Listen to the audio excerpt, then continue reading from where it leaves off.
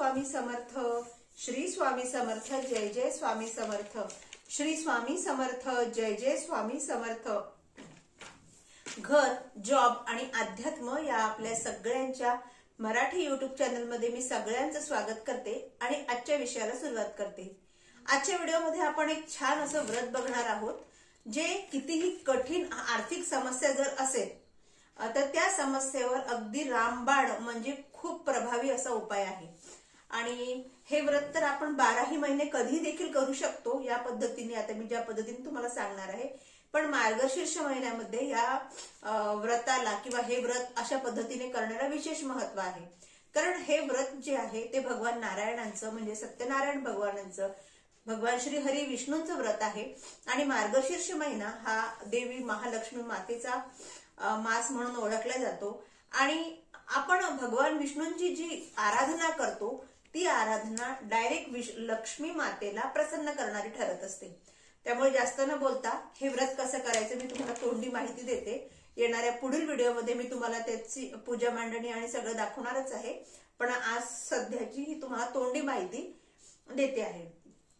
तर आपली आर्थिक परिस्थिती कितीही प्रकारच्या तुम्ही आर्थिक विवंचनेतून जात असाल, तुमच्या घरावर, तुमच्या कुटुंबावर, स्वतः तुमच्यावर, तुमच्या पतींवर, कोणावर, समजा घरातल्या कुठल्याही सदस्यावर जर खूप आर्थिक बोजा आला असेल, आर्थिक संकट आलं असेल, तर त्यासाठी अतिशय प्रभावी असं हे व्रत आहे। आणि ते म्हणजे 12 सत्यनारायणांचं व्रत। आता 12 सत्यनारायणांचं व्रत म्हणजे आपल्याला 12 सत्यनारायण करायचे आहेत आणि ते 12 सत्यनारायण आपल्याला कंटिन्यू करायचे आहे, लागोपाठ करायचे आहेत।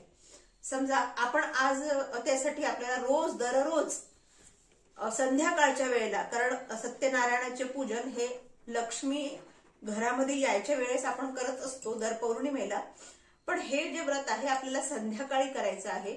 आणि जर तुमच्याकडनं नाहीच जमत आहे संध्याकाळी करणं, पण तुम्हाला हे व्रत करायचं आहे, तर तुम्ही मार्गशीर्ष महिन्यामध्ये सकाळी देखील किंवा दुपारी जी तुमची सोयीची वेळ आहे त्यावेळेत तुम्ही करू शकता।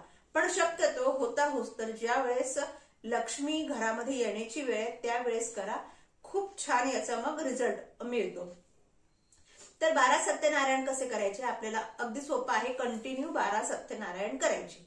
जर तुम्ही आज सत्यनारायण सुरू केला आणि तुम्ही तो जो पूजा विधी आहे तुम्ही ती पूजा मांडणी तशीच ठेवू शकता आणि त्यावरच तुम्ही सत्यनारायण करू शकता। आता पूजा मांडणी म्हणजे आपण 12ही दिवस तशीच्या तशी पूजा ठेवू शकत नाही, कारण त्यातले जी विड्याची पानं आहेत, आपण जर कलशाला पानं लावले असतील, घटाला पानं लावले असतील, ज्यावर आपण सत्यनारायण बाळकृष्ण भगवान ठेवतो ते पानं बदलू शकतो आपण। थोडक्यात तुम्ही तुमच्या ऍडजस्टमेंट नुसार ती पूजेमध्ये थोडाफार बदल किंवा स्वच्छता करण्यासाठी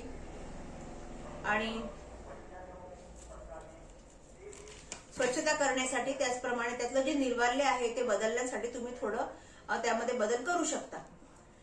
पण समजा तुम्ही इथे पहिल्या दिवशी जर का चौरंग मांडला आणि त्यावर सगळं पूजा वगैरे ठेवली, तर तुम्ही तशीच पूजा 12 दिवस ठेवू शकता। फक्त त्यातले जे पानं फुलं आहेत ते आपल्याला बदलायचे आहे। आणि सगळ्यात महत्वाची गोष्ट म्हणजे ज्या पद्धतीने आपण पौर्णिमेचा सत्यनारायण करतो त्याच पद्धतीने आपल्याला सत्यनारायण करायचं आहे।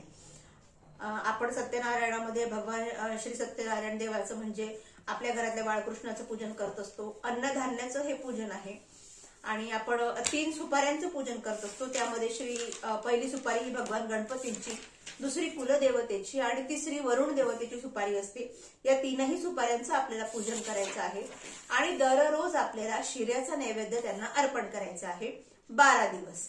आता संध्याकाळी तुम्ही संपूर्ण पूजन केल्यानंतर आपला शिऱ्याचा नैवेद्य दाखवायचा सत्यनारायण भगवानांना। तुमच्या घरी तुम्ही साधी भाजी पोळी जरी केली असेल त्याचा नैवेद्य दाखवायचा आणि रात्री झोपायच्या आधी त्या पूजेवर फक्त आपल्याला अक्षता अर्पण करून आणि थोडंसं पाणी शिंपडून पुनरागमनायच म्हणजे ती पूजा आपण तुरतात किंवा त्या दिवसापूर्वी आपण उचलतो आहे, म्हणजे आवाहनार्थम अक्षताम समर्पयामी आपण असं म्हणून त्या दिवशीची ती पूजा आपण उचलली आहे असा त्याचा अर्थ होतो। पूजा मांडणी तशीच राहू द्यायची। दुसऱ्या दिवशी संध्याकाळी पुन्हा त्यातलं जे फुलं वगैरे आहे ते स्वच्छ करून घ्यायचे। पानं सुकले असेल तर ते पानं बदलू शकता तुम्ही आणि पुन्हा ज्या पद्धतीने आपण नवीन पूजन करतो, जसं गणपती बाप्पांना आवाहन, वरुण देवतेला आवाहन, आपल्या कुळदेवीला, सत्यनारायण भगवानांना आवाहन, हे सगळं आवाहन करून पुन्हा दुसऱ्या दिवशी सत्यनारायणाचं पूजन करायचं आहे. असं कंटिन्यू आपल्याला 12 सत्यनारायण करायचे आहे. आता 12 सत्यनारायण करताना 12 दिवस आपल्याला कंटिन्यू करायचे आणि या 12 दिवसांमध्ये मध्ये जर एकादशी आली तर एकादशीला आपल्याला सत्यनारायणांचं पूजन करायचं नाही. कारण एकादशीच्या दिवशी सत्यनारायणाची पूजा, कारण आपण देवाला नैवेद्य अर्पण करू शकत नाही, त्यामुळे आपल्याला पूजन त्या दिवशी करायचं नाहीये. आणि सत्यनारायण भगवानांचा जो प्रसाद आहे तो आपल्या घरामध्ये आपण जेवढ्या व्यक्ती राहतो, ज्या घरामध्ये सत्यनारायण झालाय त्या घरामध्ये ज्या व्यक्ती राहतात त्यांनी आणि त्यांनीच फक्त ग्रहण करायचं आहे. बाहेरच्या व्यक्तीला, मग ते तुमची नातलग का असो ना, त्यांना द्यायचा नाही. तिसरी महत्वाची गोष्ट, आता 12 सत्यनारायण पूर्ण झाल्यानंतर आपल्याला उद्यापन कसं करायचं, तर उद्यापन तुम्ही तुमच्या पद्धतीने करू शकता. तुम्ही एखादं मेहुण जेव घालू शकता, म्हणजे पती पत्नीची जोडी, ब्राह्मणाची जोडी, ब्राह्मण पती दाम्पत्याची, किंवा कुठले समजा नवरा बायकोची जोडी, म्हणजे मेहुण एक जेव घालू शकता. मेहुण जेव घालताना त्या व्यक्तीला, जो पुरुष व्यक्ती आहे त्याला तुम्ही दुपाट आणि एक नारळ अर्पण करायचा. त्याचप्रमाणे जी त्यांच्यासोबत जी स्त्री आलेली आहे त्यांची पत्नी, तिची खणा नारळाने ओटी भरायची आणि त्यांना छान जेव घालायचं. तुम्ही असं नसेल करत, तुम्हाला जर असं नसेल करायचं, तर असं होत नसेल तर साधं सोपं 5 सवाष्णी आपल्या घरी बोलवायचा, त्यांना गोडाचा प्रसाद द्यायचा आणि 5ही जणींना हळदी कुंकू लावून थोडस त्यांना त्यांची ओटी भरायची. थोडक्यामध्ये समजा तुम्ही नारळ ब्लाऊज पीस देऊन भरू शकता. अशा पद्धतीने आपल्याला ह्या सत्यनारायणाचं संपूर्ण उद्यापन करायचं आहे. आणि ही जी व्रत आहे, हे व्रत तुम्ही वर्षभरात कधीही पण करू शकता, फक्त कंटिन्यू करायचं, कारण त्याला तिथे त्याचं महत्वच ते आहे. आणि हे जर आपण एकदा जर व्रत केलं तर कितीही मोठी आर्थिक समस्या असू द्या, त्यातनं मार्ग निघायला सुरुवात होते. आणि मार्गशीर्ष मास हा भगवान विष्णूंच्या, त्याचप्रमाणे माता लक्ष्मीच्या आराधनेचा हा सर्वोत्तम मास आहे. त्यामुळे तुम्ही या मासामध्ये, मार्गशीर्ष महिन्यामध्ये 12 सत्यनारायणाचं व्रत जर तुम्ही या अडचणीतून जात असाल तर तुम्ही नक्की करा.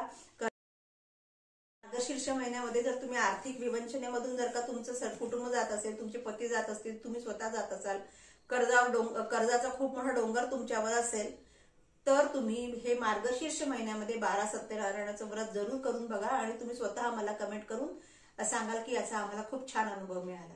तर पुन्हा भेटूया. श्री स्वामी समर्थ.